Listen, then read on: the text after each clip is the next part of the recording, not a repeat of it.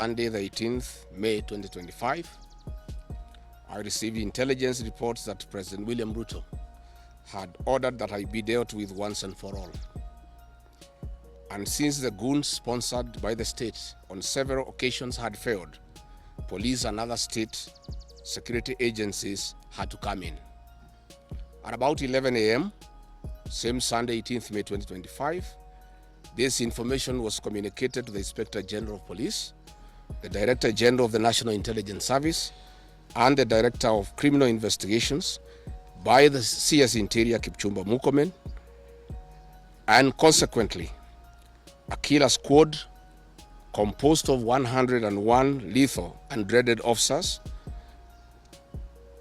from the Administration Police and seconded to the National Intelligence Service, accompanied by officers from the DCI, the Anti-Terrorism Police Unit, the General Service Unit, and the regular police were deployed. This killer squad have been carrying out extrajudicial killings and abductions. Yesterday, they were mobilized and cordoned off and blocked all exits from Gatanga constituency. This squad was armed to the teeth and hooded and with masks to conceal their identity because of the heinous acts they wanted to commit on us. This is despite that there are existing guidelines from the High Court that officers should be in uniform and not conceal their identity. At about 2:30 p.m., we received further intelligence from the deployed patriotic officers who are not in agreement with the information that they had clear instructions to plant arms and weapons in our convoy to provide evidence to arrest us and get evidence that they could charge us with in court. After about 30 minutes, the killer squad was joined by their counterparts who are highly trained in the use of biological weapons.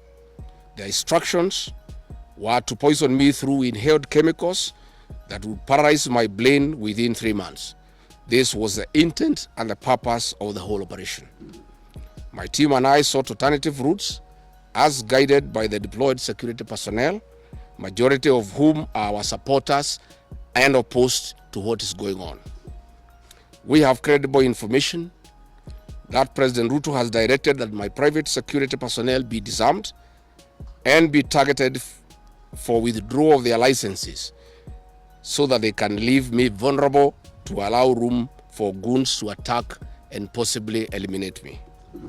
President William Ruto has expressed ungovernable anger that the state-sponsored goons are being overpowered by my private security personnel who are licensed gun holders. President Ruto is furious that the people of Kenya have not forgotten about the Kiambaa church massacre, where children and women were tortured in the 2007 and /8 post-election violence, and is unhappy that I keep on reminding the people of Kenya of the heinous act.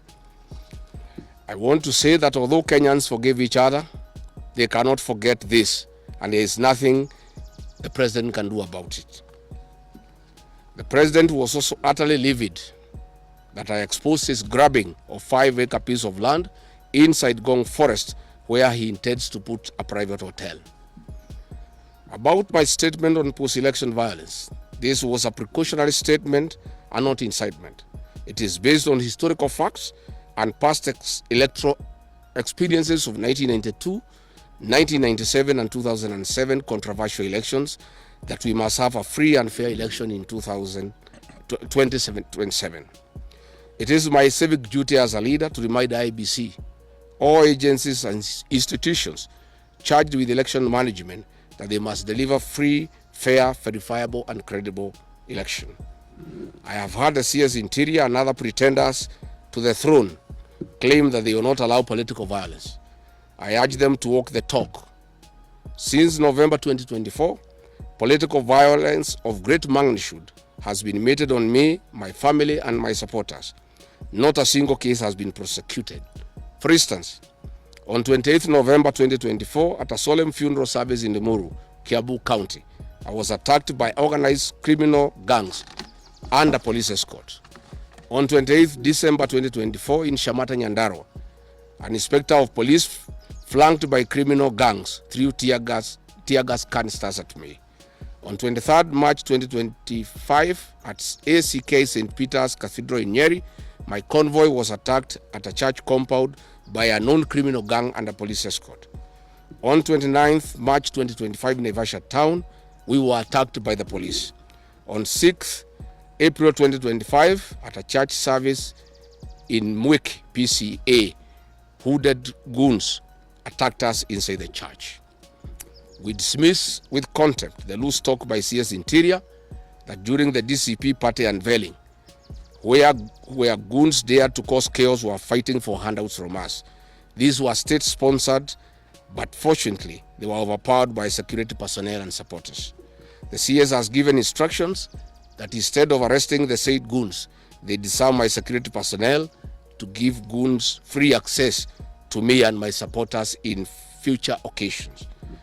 Let it be known that our party DCP has organic support and we do not pay supporters to attend our meetings the way the government is doing to people to attend their meetings. Finally, let me assure the planners of this violence that you will not stop the cause of the people of Kenya. The one-term movement and the DCP party popularity will not be stopped and will not be slowed down. The cause to liberate Kenya is not about Rigathi Gachagua. All the leaders with me. Wasting time and resources to stop me is a zero-sum game.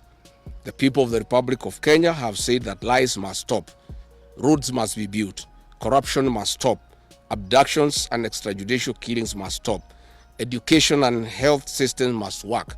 They are some of the things that are making the people of Kenya restless. We are putting our supporters on high alert that they have the right to express their frustrations if injustice is meted on us. My supporters and I will not be cowed or intimidated by the use of the criminal justice system to manage politics. The drama of waylaying us on roads should be stopped. If the government knows that I have committed a crime known under the laws of Kenya and identified in the penal code, they know all my homes. And I'm here. They know my Wamanyoro home. They don't need to waylay me on the road. Let them just come here, and if we have committed a crime, they can come and arrest me and take whatever action that they want to take. That is the end of the statement. Iko swali? Yes. Yes.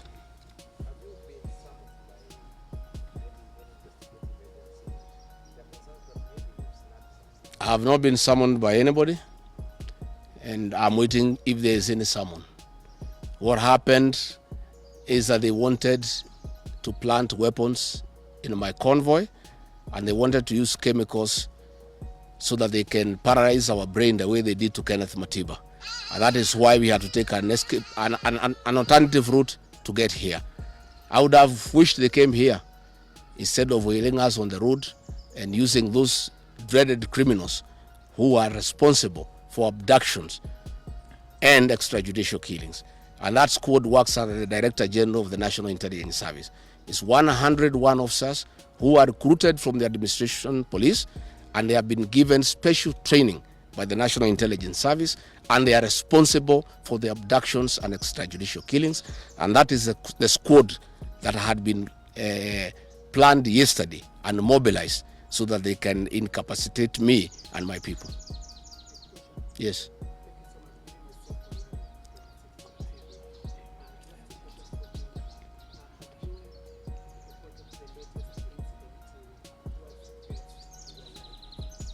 Report to who?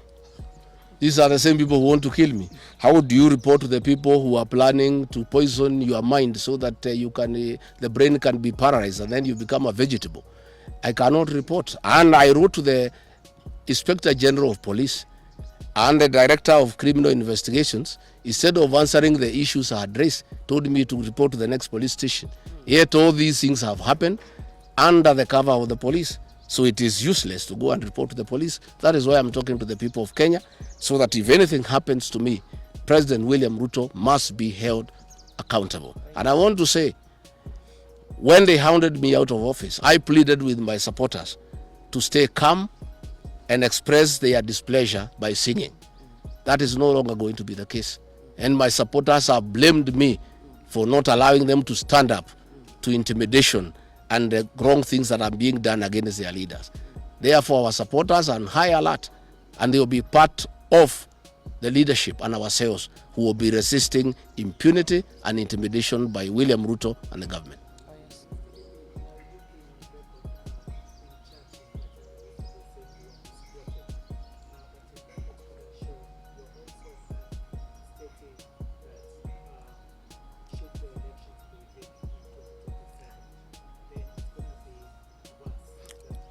I didn't say I was misquoted. I said the interpretation is wrong. People are not interpreting what I said correctly. Mine is a cautionary statement. And history is very important. During the finance bill of 2024, I did caution President William Ruto and the cabinet that it will bring problems because I listened to the people of Kenya. When a member of parliament from Rift Valley says that even if the votes are not enough, they all know how to manufacture them. When another leader from Rift Valley say they can rule for 24 years. These are the things that have put the people of Kenya on notice, and people are speaking. And as a responsible leader, I must caution IBC that the people of Kenya are saying, please don't try. And we are saying we must draw parallels from history. And all I was saying is that that has happened before in 2007, and it is possible it can happen now. And I was asking IBC to be patriotic enough to make sure they don't put the country into a crisis. That is all I did. I did not ask anybody to cause violence. I did not say people will fight each other. I just said, let's be careful. This has happened before, and it was bad. And from the way people are speaking, it could be worse. That is all I said. Yes, Waweru.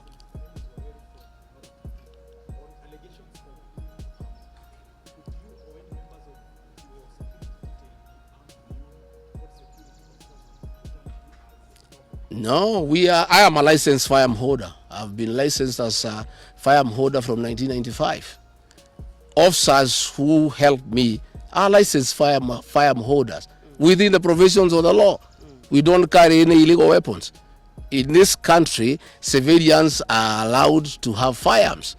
And since the government withdrew security around me, and there has been so many attacks against me, it was my responsibility to put up a team of civilian firearm holders to escort me around. And there's nothing that is illegal, and there's nothing that is wrong.